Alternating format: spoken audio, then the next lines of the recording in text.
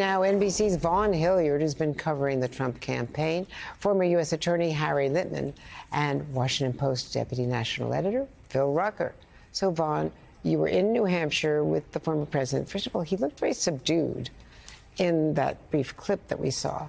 And he keeps coming up with these different explanations for the Bedminster audio, which is potentially very damaging. I mean, look, we started last August, right, with his assertion that perhaps the FBI planted documents. And over the course of the last 10 months, it's frankly been hard for me to keep track of his explanations and his own legal defenses. Just go a week ago in the Bret Baier interview on Fox compared to the day before, and then the two explanations that came yesterday. When he was asked about, quote, plans that he referenced in that audio tape, he said, oh, he was referring to his golf course plans and his, quote, building plans. You know, he's crossing so many pieces of yarn that it's creating a knot that prosecutors are going to have to get through. Because right now I'm struggling based off of the number of defenses he's put forward. I have no doubt that for the Department of Justice, it's going to be even tougher. But if it's difficult for the Department of Justice, Harry, it's so difficult for the defense. Very, and I think they actually just display the knot to the jury, and because it says two things, even on the text, that's leaving aside everything that comes from the tape itself, is incredible jocularity and immaturity about really very serious, what he represented to be a national security document. First, as you say, it shows 12 different stories, and that's not good for his credibility. You just present that to the jury. Second, it completely obliterates not just the notion that he could declassify now, but the notion that he somehow magically declassified everything he took with him. It blows that out of the water. So on the substance, that's why I think they showcased it pretty high in the indictment. And even beyond that, it just describes him as a guy who will completely play fast and loose with the most serious national secrets. And, Harry, there seems to be more of a focus on Bedminster. They didn't go for the search warrant. They didn't think that they had probable cause. And one reason that we can infer from this is they don't have the document. They probably have witness testimony about what was going on in that room, and maybe it said top secret, maybe it didn't. But according to other reporting, the document may be lost, quote unquote.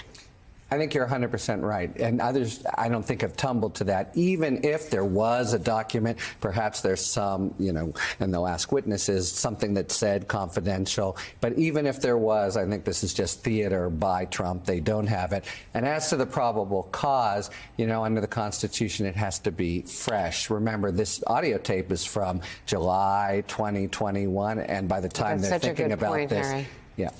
I didn't realize that. So you, as a former prosecutor and as an expert lawyer, know that very well.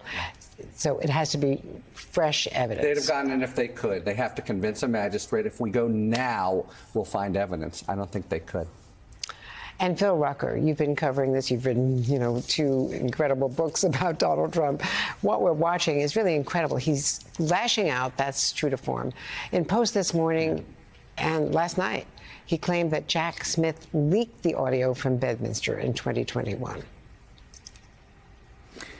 Yeah, Andrea, the detail from that meeting was spelled out in the indictment in text form, a detailed conversation from that, but it wasn't, audio that was part of the indictment, of course. What's so interesting, though, about the audio is it directly contradicts what Trump himself has been saying to try to explain that meeting. He said in that clip you just showed yesterday from New Hampshire that these were papers or news clippings or magazine articles or whatever, but it's very clear in the context of the conversation that we hear in audio that he's talking about these as secret papers, as classified documents, as fairly sensitive national security plan. That, of course, is not a magazine article or a newspaper clipping. Yeah, and the other thing he said in that we didn't use was that he talked about that it could be plans for his golf courses. Vaughn, let's talk about January 6th.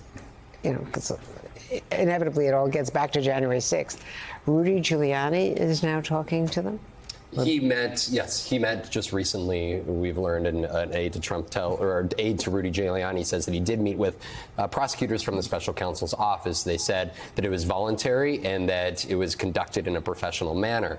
That said, Rudy Giuliani here, as we watch the special counsel's investigation continue, is a key linchpin, as Phil has documented so well. In the weeks leading up to January 6th, there was that internal White House battle between the likes of Sidney Powell, John Eastman, Rudy Giuliani over the litigation in several of these key states. He went to places like Arizona, Michigan. He, in Georgia, spoke at the State House to the state Senate, in which he propagated these election conspiracy theories. The January 6th Select Committee on Capitol Hill, they actually referred Rudy Giuliani to the Department of Justice on criminal charges. And so for Rudy Giuliani, he was a part of all of these conversations.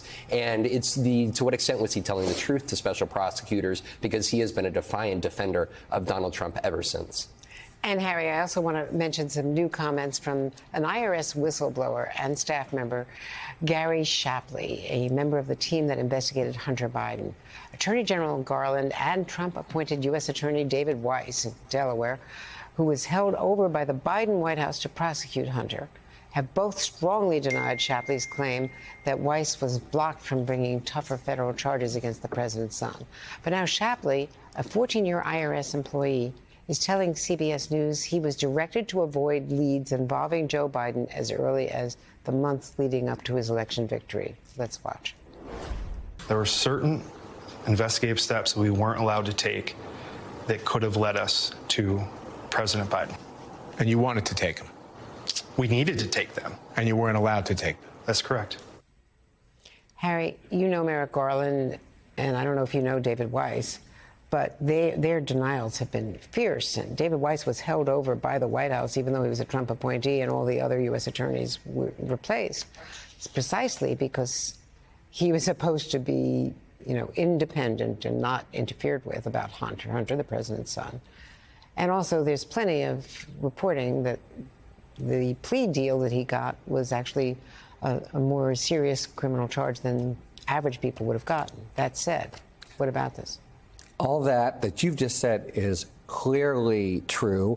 It's very implausible for starters. Second, though, I'm a whistleblower lawyer. This guy is not a whistleblower. A whistleblower goes within the agency, follows the procedure, says something wrong has happened. This guy is just a complainer with maybe a political axe to grind, or maybe just a professional. He was granted whistleblower status by the Republican-led Ways and Means Committee. That's why we called him that. Normally, I defer and I just say agent or officer, but.